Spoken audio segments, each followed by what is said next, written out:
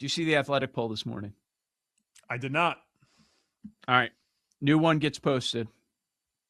Yesterday, I mentioned quickly on the show that the On3 did their Heisman ballot among their writers.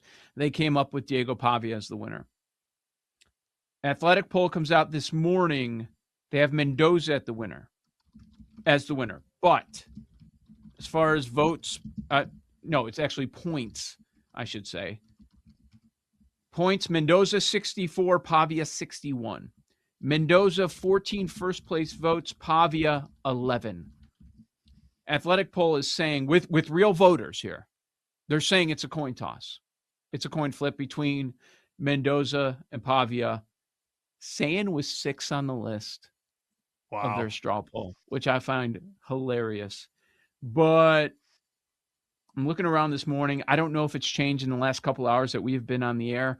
The best number that I could find on Pavia was 12-1. Everybody's saying Mendoza won it on Saturday night. Michael Felder thinks Mendoza won it, and he wouldn't vote for him. He was mentioning other guys. He'd go against the grain a little bit. But everybody believes it's like minus 2,000 at BetMGM for Mendoza. But all these straw polls of writers out there that have votes, they're saying it's going to be really close between the two. Are you going to carry me to a bet? Are we doing it? I see a 12-1. Yep. For something that is likely to be a coin flip, you asked me yesterday, I was hemming and hawing, I wasn't quite sure. And then I see this, and then you start to look at the numbers. Pavia has 1,000 more total yards than Mendoza.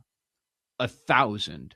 Obviously, the rushing is the big difference. Total touchdowns, Mendoza has them 38-36. Not much of a difference. Obviously, 2, okay, we'll give you a little bit of a check mark, but not a big gap. Accuracy, completion percentage, almost identical. 71.2 versus 72%. Passing yards, Pavia has more. Obviously, rushing yards, that's how you get to the 1,000 more. The Big Ten title game is going to decide things for some voters.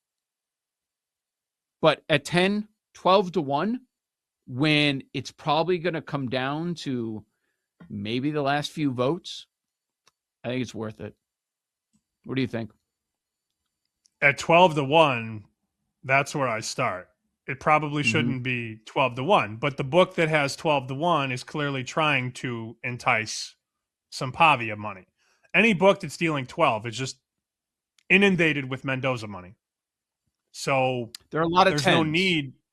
Yeah. So, but the 12 is obviously like, hey, come on in, come bet this, because we need to write some money on Diego Pavia. If you're giving me those facts, though, about these straw polls and the way that these pollsters are viewing it, I don't think it's a bad idea to take a little taste at 12-1. Yeah. Yep. The question is, are you betting like 50 or 200? Not to get into your business, but are we talking, a nice bet or just a little bit? Yeah, it depends what's nice for you. Am I doing 50? No, I would go more. Is it a unit? Are you betting a unit? And you don't have to tell us how much your unit is, obviously, but are you going a unit or a half unit? I was thinking a couple. Oh, okay. All right. I'm sick of I was getting annoyed the other day. Get these Heisman losers out of my accounts. I can't wait for a couple of them. The Mateer one, I looked at I'm like, oh, you son of a bitch. Yeah, man. Get out of the account already. I know. Yeah. I got multiple in several accounts. I got the Carson Becks and the Ty Simpsons. And I go back to, remember when Alabama beat Georgia week 3 or week 4? Can't remember exactly what week it was. Beck and Simpson were co-favored. And I'm like, man, I'm good at my job. Maybe not. Yeah. I mean, you were right as far as number-wise and value at the time. And then you've got Beck, a top 2 favorite. You're like, yes, I got this 37. Then you got Simpson, a top 2 favorite. All right, I got this monster number. The idea was right. They just didn't finish the season for you. That's what happened. I'm looking at a bet right now. Ty Simpson, 500 to win 10,000. Man, that'd be nice. That'd be nice about now. Yeah. Yeah, I know. Never know. We knew it was going to be a quarterback. It's going to be a quarterback, just which one? And it looks like it's going to be a close vote. That's why as long as we got nothing going on, that's why I'll probably be watching live, because I'll be on pins and needles, because I think it's going to be a really close vote. Last year's vote was was closer than people realize, too. Yeah, it didn't match the price of Hunter being minus 2,000 or whatever. Yep. It's going to be fascinating.